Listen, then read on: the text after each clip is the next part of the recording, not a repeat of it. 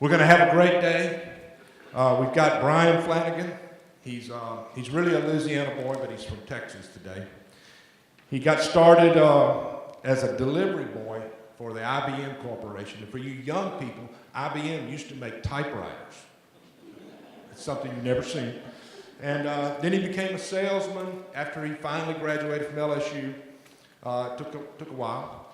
And he spent about 14 years with them, and then he went to work for the Ziglar Corporation in 1984 and has been with them ever since. He's the vice president of sales. He's also got a new book out that you might be able to get a copy of today. I'm not sure if they're available, but you may be able to. There's one or two here if you get a chance to purchase one. It's called So You're New to Sales. And there's one thing that we're going to count on today. It's going to be fun and it's going to be entertaining. We all welcome Bryan Flanagan. You did good, lady. Thank you. Thank you so much. By a show of hands, how many of you are here this morning? Yes, some of you aren't sure. Get to know Larry. Just met Larry. Interesting guy. Larry Mullins, one of 9 kids, one of 9 children raised in a 3-bedroom home. He was telling me before the session started, it was so crowded when he was growing up, he never slept alone until after he was married. So get to know Larry. Then I met Buster. Buster's out of Bunkie, which is my mother's almost hometown. Buster's an interesting guy. Buster's brother-in-law is a veterinarian who's also a taxidermist. He's got a sign above his door that says, either way, you get your dog back. I'm a salesman. I love sales. I love salespeople. However, I think selling is hard. This day and age, selling is tough. It's a challenge. Let me tell you something. If selling were easy, sales managers would still be doing it. But as much as I like selling, this is the last thing I ever thought I would do. I wanted to be a high school basketball coach in Baton Rouge, Louisiana. And Wayne and I went to school together. Of course, he's much older, semester. And I wanted to be a high school basketball coach. I did not want to be a salesperson. So my question to you, maybe you had the same feeling I did at some point in time. When you were getting out of school, going into the business world, you guys switch places? Lauren, I memorized it, and so you switched. Watch them. So when I was getting out of school, going to the business world, I may have had the same feeling you did. The question is this. How many of you had a burning desire to be a professional salesperson? I mean, this is your lifelong ambition. This is what you wanted to do with the rest. Judy's shaking her head no, so why not? What negative connotations did you connect to this thing called selling? At some point in time in your life, you had a negative connotation about selling. What are some negative connotations you had about selling? Pushy, okay, what else? I'm sorry, out loud. Not making the sale. Cold calling. Rejection, uncertainty. All right, so here's my question. What happened to you? I don't care where you are, you're in sales. Zig Ziglar, my boss for the last 29 years, has said for years, he passed away in November, but he said for years, your sales team is not your entire company. Your entire company is your sales team because there's not one person in your company that can't cost you a sale. Everybody's in sales, yet we didn't want to do this for whatever reason because it was intrusive, it was cold calling, it was rejection. My mother raised me the same way your mom raised you. Now think about this. This is exactly how we were raised together, different mothers. Don't talk to strangers. Don't ask people for money. So we go into sales. It's a little different. What's the turning point? What was the turning point in your life? Why did you leap into this thing? Why did you gradually creep into this thing? What happened to you? Feedback. What happened? Yes, sir. Got married. Marriage is grand. Divorce, 400 grand. So it was a way to provide for your family. I was doing this program in Hartford, Connecticut for some stockbrokers, and I asked the same question, why did you go into sales? A guy raised his hand and said, I went into sales because my kids found out other children in the neighborhood were eating 3 meals a day. So one way is to make a living for your family. Thank you. What else? Why else did you go into sales? Flexibility, because you can do this. Okay, flexibility, have some freedom. What else? Only job I could find. Okay, now here's why I'm asking you this. If you're not totally committed, sold out, dedicated to this thing called selling, you're dealing with what I call a sales values demon. And this little sales value demon lives within you.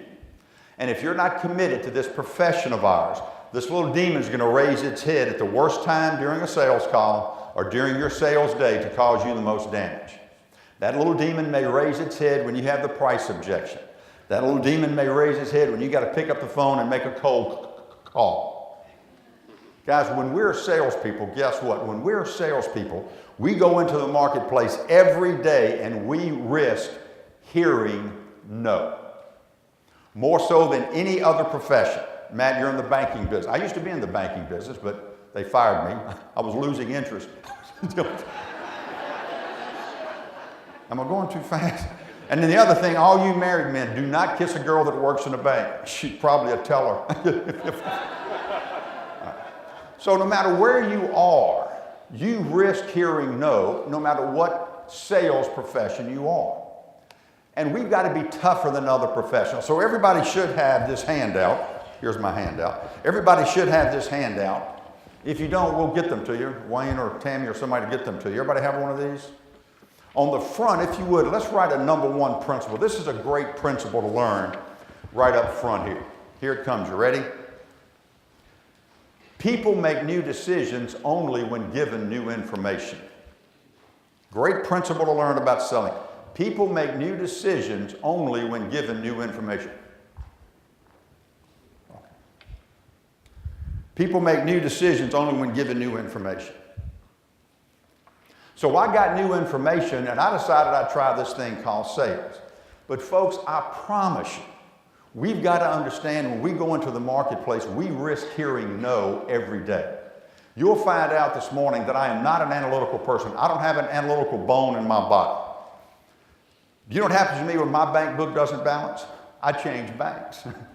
So let's take a look at an accountant. How long is an accountant's reporting period? 30 days, 90 days, 360 days? How quickly, Brenda, as a sales professional, do you and I get a report card? Every phone call, every door knock, every handshake. And we're going to hear no more often than other professionals. So help me with this. I know that you can't see this. This is for my benefit, not yours. I'm going to ask you a few things. We're going to slap these on the board. I'll read them to you. But here's the first thing right here. What do you like about this thing called selling? What do you like about it? I like to interact with customers. What else? Profit potential, income potential. Income potential. Mark? Freedom. Yes, ma'am. Oh, it's a chat. And your name, please? I'm sorry? Rhonda.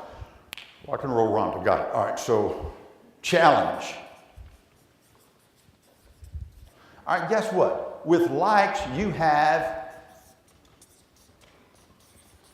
dislikes. What do you dislike about this thing called self? It's a challenge. It's a challenge.